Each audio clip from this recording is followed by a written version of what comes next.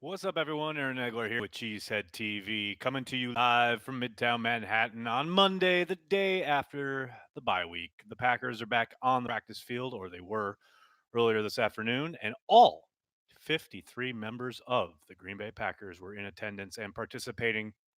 I can't remember the last time the Packers were this healthy. You have to go back probably to 2011 to see a moment in time where the Packers were this healthy this late into the season. It's a beautiful thing to behold. Hello to everyone in the comments. Good to see you all. Ashton, what's up, man? Bears versus Rams game last night was cringe. That's so cringe, indeed. Damn Broncos, Julian. Yeah, they played scared there in the second half. I thought Fangio put on a clinic on how to coach scared in the second half against the Vikings. It's a real shame. Chad, hey, how are you? I am Mandalorian is missing something. I don't know what that might be, William. What's up, Nags? What's up, Josh? Broncos and Cardinals both let us down. The Cardinals, I'm not really worried about it. I mean, they gave the 49ers a good game, but ultimately, the Packers just got to win their division. And after that, I'm not too worried about anything. Do you prefer the overall strength of the NFC to having to face the Ravens in the playoff rounds? Well, I don't worry about the Ravens because the only times the Packers will have to deal with that is if they get to the Super Bowl. And if they get to the Super Bowl, I'll be a happy man. But as far as the logjam there at the top of the NFC, it's going to be very interesting to see how it plays out here this last month and a half of the season, especially considering the relevant schedules of each team. I don't have them in front of me, but I know the 49ers have a gauntlet that they're going to have to go through. The Vikings have some big games. The biggest one, probably, other than the showdown with the Packers on the 23rd, is them traveling to Seattle. That's going to be a huge game. So the Packers, they had a lot of tough games early. They have a relatively easier schedule. However, two things: A, it's a week to week league. All you got to do is look at that Chargers game from earlier in the season, and B, a lot of those games are on the road. Obviously the Packers lucked out in the fact that they got a lot of home games early, but now they're going to be on the road quite a little bit. They only have two more home games, and those are back to back in a couple weeks when they face Washington and then Chicago. Dustin, thank you for the super chat. Nags, love the key three videos. Keep them going, please. I will, Dustin. That's my plan going forward. I want to do a few of those every week, probably two or three every week from here on out, at least as long as you know season draft whatever is going on. Try to keep those up for you guys. And thank you very much for the kind words. The current sixth seed in the NFC is 8-3. Nick, you're not joking, and that's the thing. That's the pressure that is mounting here. It's getting to be not quite, but close to a college football atmosphere where one loss spells doom. I mean, you could conceivably go from the number one seed to falling out of the playoffs in like the span of 3 weeks. It's kind of crazy. Thoughts on Trubisky not playing the last 3 minutes? Well, Ashton, I think I do not question the Bears when they say that he was injured, that he has a hip issue. I don't think it was the severity. He was hurt severely enough to the point where they needed to pull him out. I think they used that as convenient cover. Understandably so. Trubisky was hard to watch for much of last night. He is was last night as he's always been his time in the NFL. He had some stretches. He had some great throws at times, but then so much inconsistency, so much kind of off target stuff that you can't stick with that. You can't build a game plan around it. And I think Nagy saw an opportunity to insert the backup and try and spark something on offense. Obviously, it didn't work, but I mean, I can't fault him for that. Marshall Brown, thank you so much for the super chat. Why did the Packers change their traveling schedule? Well, LaFleur talked about it earlier and was talking all sorts of, I talked to the strength coach and I talked to our people and blah, blah, blah. Ultimately, my guess, this is only a guess, would be it came down to, well, we flew out Friday and we got our ass handed to us. Let's try something different this time. Let's get back to a more traditional travel schedule. He mentioned that the medical people and the strength and conditioning folks all were in agreement that the travel issue is much more apparent and relevant when you're going the other way, when you're coming from the west coast to the east coast. But when you're dropping back a few hours, you're not as adversely affected. I do believe that it is just as simple as, look, we went out Friday, guys were idle on Friday night, we had our Saturday walkthrough, and then we got our butts kicked in an unfocused manner on Sunday. I think this is very much keep people in-house Friday in a normal routine, fly out on Saturday like they always do, try and stick with their routine. and hope for a better outcome on the West Coast. Now, the 49ers are a much better team. So it's not as simple as, okay, we just change our schedule and show up. Obviously, I know you guys know that. But I think every little bit helps, and this certainly can't hurt. Do you think the team will see any benefit from the supposed self scouting last week? Do you think it will have any benefits? Mike, check out my latest video here on the channel. Three adjustments I expect to see from the coaching staff. It's the kind of thing they'll have been looking at over the last kind of 10 days or so. And that's not an exhaustive list, obviously. I think there'll be lots of things that they've looked at, not just in the sense of, okay, what did we do well? What did we do poorly? But in the sense of, okay, here's where we're kind of giving ourselves away, tendencies that maybe we're doing too much of, things that are giving away the shop, so to speak, and trying to figure out ways that they can continue to be successful with the personnel on hand, but just utilizing them possibly in less obvious slash predictable ways. So yes, I do believe we'll see a number of not major changes, and that's the other thing. I don't think a lot of this will be aha kind of things where it jumps off the screen at you and you notice it immediately. But I think there will be subtle differences and changes uh, through the stretch run here at the end of the season after the bye week. Hey, Aaron, I ordered the People's Team book. Joe, you will not be disappointed. It is absolutely fantastic. It is an exhaustive look at the Packers' 100-year history. Um, can't recommend it enough. I'm glad to hear you got it. You're really going to enjoy it. Hi, Nag. Saw a list of Rookie of the Year candidates from PFF, and Jenkins wasn't on the list. That kid deserves Rookie of the Year consideration. It's just hard for offensive linemen to get it. Quinn Nelson got a little bit of buzz last year, and he was never even in serious consideration. It's just, it's all about skill position players, especially when you're creating stuff for a website. You're counting on SEO, you're counting on clicks, etc., traffic. Well, Elton Jenkins ain't going to generate a whole lot. But if you put a bunch of running backs, wide receivers, quarterbacks on, the fantasy community will make sure that that gets trafficked. And that's not nothing against fantasy analysts or fantasy content, etc. That's just the reality of the business we're in. But I absolutely agree with you. Elton Jenkins, 1 billion% should be in that conversation without question. AMH Matters, thank you so much for the super chat. Just saying hi, I love the show. Thank you so much. Tony Tiger, thank you for the super chat. I'll be at the game on Sunday. You going? Get blitzed with me. Well, I will. I will not be at the game. Corey and I will not be traveling to San Francisco. We will be in this room having a watch party. So if you are not attending the game or you're looking to avoid the television commentary and or have it augmented and enhanced, check out the channel during the game. Corey and I will be having a Cheesehead TV watch party for Packers 49ers on Sunday night. It's going to be a good time. Most opportunities for our new 87. Stefan, I hope that they start to get him involved in the passing game. And I tell you what, his showing against the Panthers certainly helps Sternberger's chances of getting a few more looks through the air.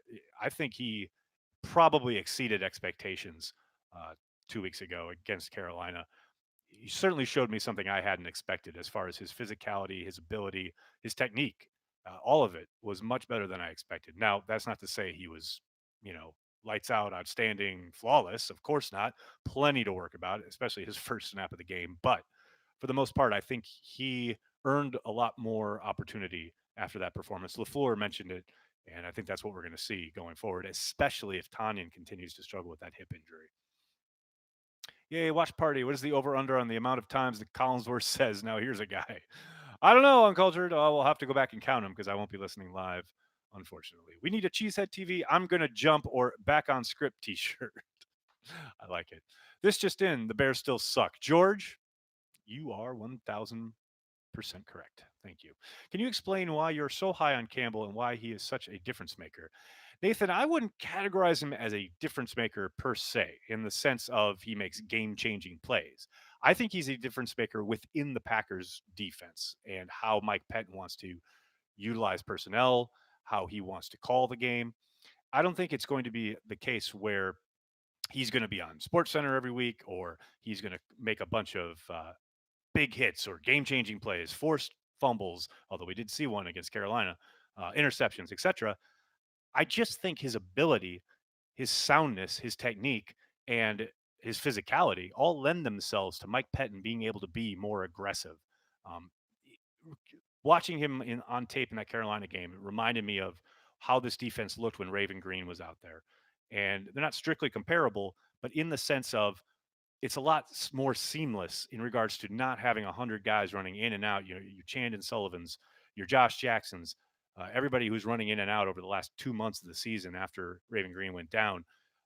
Campbell solidifies things in such a way that it enables Pettin to really call stuff quickly, get guys set up, and not have to think as much. Now, that was one of the areas where Campbell struggled against the Panthers. You saw him thinking a little bit too much, and that I think was to be expected in his first action back after being injured back at last December, almost a year ago. So I think he's going to improve week by week, and that is only going to make the defense better. Again, I think he's not so much a difference maker in the sense of big plays, but he's a difference maker in how he helps the defense coalesce together.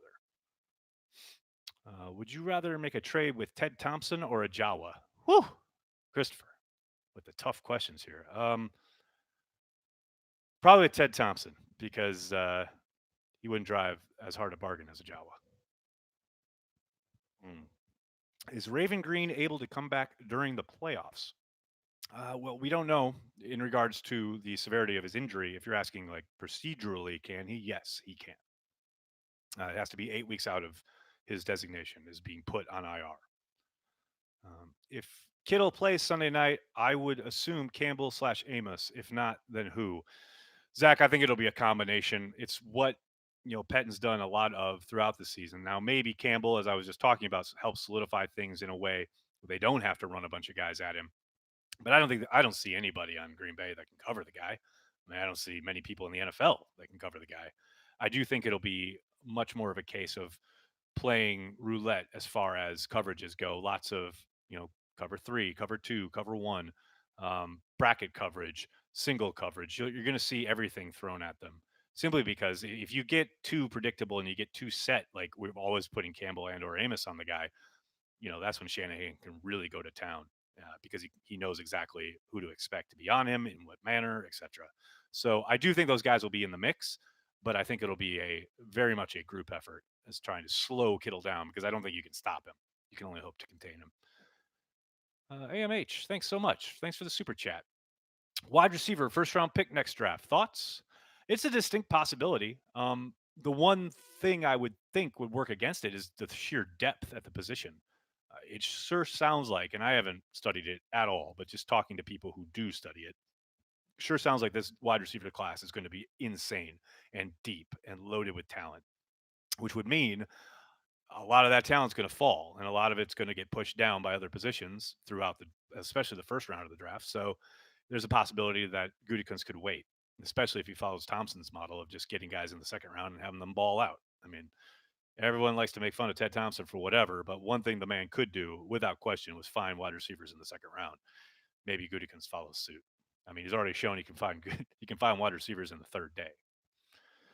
With Tua and his serious injury, if he drops, would you think the Packers would take a chance on a player who would need a year or two to recover? It's always a possibility. I suspect Tua would not be somebody they would go after, but that's just a hunch. That's not based on any inside information, but we'll see. There's a long way to go and a lot to play out, both on the Packers side and with Tua's. But I like his game a lot. Obviously, it's hard to watch him go down, but here's hoping he gets a full recovery sooner rather than later. Can't wait for Tay to burn Richard Sherman's ass. 2 touchdowns, calling it now. Woo, that's a bold call, especially since Davante Adams has been MIA from the end zone for much of the season. But I want it to happen just so that I can be there at transplants when Corey Banky goes ham on Peter Bukowski about his tweet talking about how Richard Sherman and Davante Adams is going to be a great matchup, which I actually agree with. But Corey and his lust for hatred. Next, where can the 49ers be exposed? Quick pressure on the quarterback. And I don't know so much that I'm talking about the Smiths. I'm talking about something in the middle. Early pressure on the sticks, so to speak, down a distance. I don't think there's a whole lot you can do in regards to taking advantage of their defense. I think the book there is obvious. You got to stay ahead of the sticks, got to run the football, run at Bosa, and chip away because big plays are probably going to be few and far between. But on defense, I think the one area that you've seen repeatedly throughout the year where they can be kind of had slash shown a vulnerability is Garoppolo under duress, and he has not responded well. And whether it was a couple weeks ago, whether it was against the Cardinals, the one spot where he finally unloaded a winner was the winner, where they came with a big blitz. I would posit that that was an interesting decision by the Cardinals to bring it there. But for the most part, if you can pressure him, you look at that Seattle game, yeah, he'll throw you a few, and he threw him a few against the Cardinals as well. So I think that is where now, obviously, the big caveat here is you got to hold on to the football. The Packers secondary has had trouble with that, but if the pass rush can make life uncomfortable for Garoppolo, he should give you a couple opportunities at some gifts. Nags, what is up? Rob Wasserman. What's up, Rob? How are you, buddy? Big game on Sunday evening. We can do this if we play a complete game. Anthony, they haven't played a complete game all year, so it would be wonderful if they came out of the bye week and put one together. I don't suspect that's going to happen. I think the 49ers are going to have something to say about that. I do think it'll be a struggle. I do think it'll be a close game. I cannot wait to watch it. Um, but yeah, a complete game is asking for a lot against a team that is as good and well coached as the 49ers. They are going to cause lots of problems in every facet. The question is just, overcoming the issues, overcoming your challenges, and staying ahead of the sticks for the most part on offense, and yeah, being there at the end. Because at the end, if there's a play to be made, I think Rodgers can make it. Did you ever tell Rock that he got some love here? I did at the Panthers game in the press box. I mentioned two things. I mentioned how you guys had mentioned how much you guys appreciate what he does, and then I mentioned my tweet where I talked about what a nice guy he is, and he told me to shut up. No, he didn't. He was lovely. AMH, thank you for the super chat. What brand and model guitar do you play? I do not play guitar. It's lovely of you to ask. It always hurt my wrist after I broke this wrist when I was very young, when I was like in sixth grade, seventh grade. And ever since then, I can't hold it very well. But I played piano all throughout my younger life and when I was in a band. Jared, thank you for the super chat. Do wide receivers or running backs have more touchdowns from here? Peace and love. Peace and love, man. Oh, I would go with the running backs. Absolutely. I think Aaron Jones is going to continue to be the focal point of the offense. I think he needs to be. I think the offense needs to run through him even more than it has up to this point if the Packers seriously want to contend for a title. I don't, for a second, think that the wide receiver is going to fall off. I think they're only going to continue to improve. They'll get their chances, but for the most part, it'll be the Aaron Jones and Jamal Williams show with an emphasis on Aaron Jones. What would it say if we blow them out? Whew, William, it would say that be time for celebration for a well-fought game and for taking control of the NFC on national television in front of a national audience. But outside of that, you do that for an hour or so. Banky and I will probably have a few extra beers, and then it doesn't mean a whole heck of a lot. In a week-to-week league like the NFL, you can't savor it too long. I mean, the fans can. You and I can live it up and love it. But for the team, it doesn't mean much come Monday morning, other than another W. People need to remember Martinez was a fourth round pick. Ooh, here we go. Always good for some Martinez back and forth. He's blown the lid off of expectations. Jiminy Christmas. Burks was a higher drafted linebacker, and look at that guy. Come on. That is something I talked about on the radio, I think 2 weeks ago with Drew and KB, about expectations. And he's probably playing at the level AJ Hawk was, and everyone was disappointed with AJ Hawk because he was a top 10 pick. But here's Martinez, a fourth rounder who, is really productive. And I don't know if I'd say he blew the lid off his draft stock, but I do think he's panning out as a fourth rounder. That's a hit. And they're going to utilize him as best they can until it's time to let him walk in free agency, which is what I suspect will happen.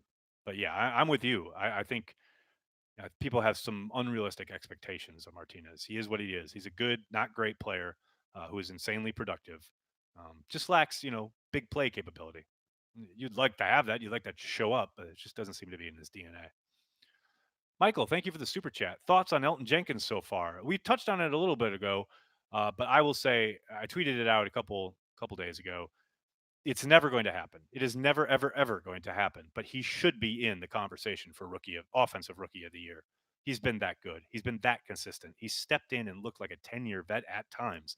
Not all the time. He still makes some rookie mistakes, but for the most part, he is playing at an insanely high level. And the idea that they just grabbed this kid in the draft and then, plugged him in after Taylor got hurt and didn't skip a beat and or improved is pretty insane. And it speaks to Gutekunst and his staff and the job they did in the draft. He's been lights out, absolutely lights out.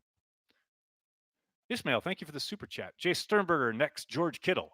Ooh, okay, slow down.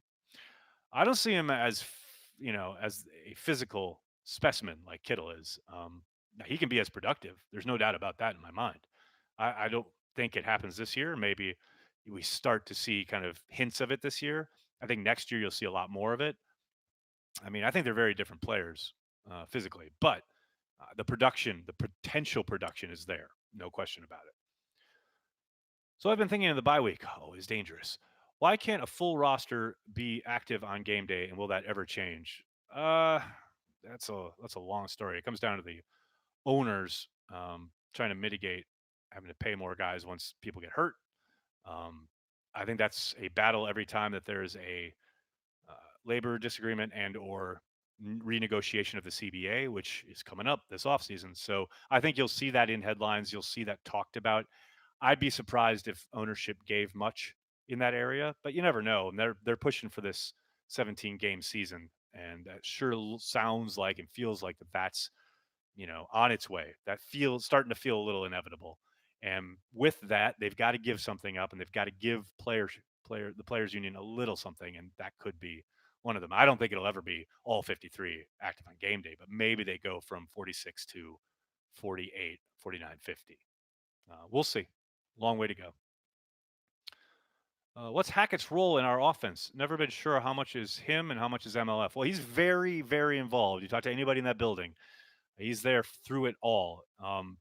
You look at his track record, and he has had a very productive run game wherever he's gone, despite not really having a quarterback.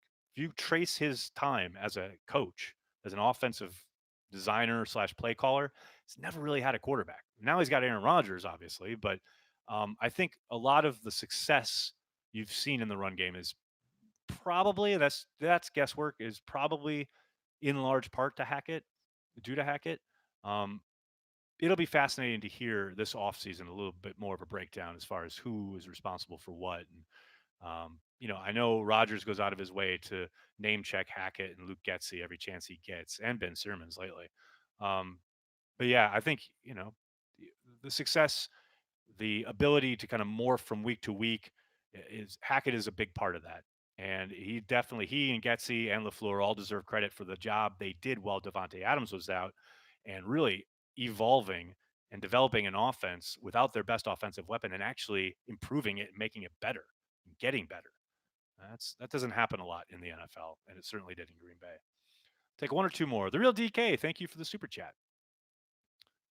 How is Jenkins year one comparing to Quentin Nelson's? Quentin Nelson's on another planet. It's really an unfair comparison. Quentin Nelson, in my estimation, is blue chip, you know, generational talent, and I don't think we're going to see his likes for a very long time. That said, I think Jenkins is having a very good year, but I wouldn't compare it to Quentin Nelson.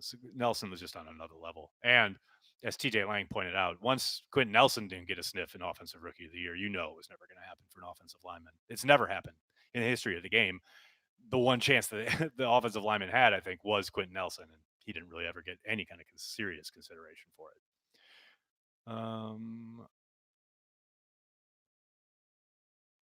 Does Adams finally get a touchdown or two? Let's hope so, and let's hope it happens right over Richard Sherman, because that would be the early holiday gift that I've been yearning for. All right, everybody, I'm going to jump. Thank you so much for all the questions. I'm sorry if I couldn't get to yours. A bunch of you here on a Monday afternoon after the bye week. Can't thank you guys enough for making Cheesehead TV part of your Packers routine. We're back at it. The Packers are back at it. I'll be back tomorrow. In the meantime, please hit like, hit subscribe, tell your friends, tell your family. And if you like what we do at Cheesehead TV, please consider giving us $5 a month on Patreon, patreon.com/cheeseheadtv. It supports everything we do, both on the video side, the content side, all of it. Thank you so much, everybody. Have a great day. I'll see you tomorrow.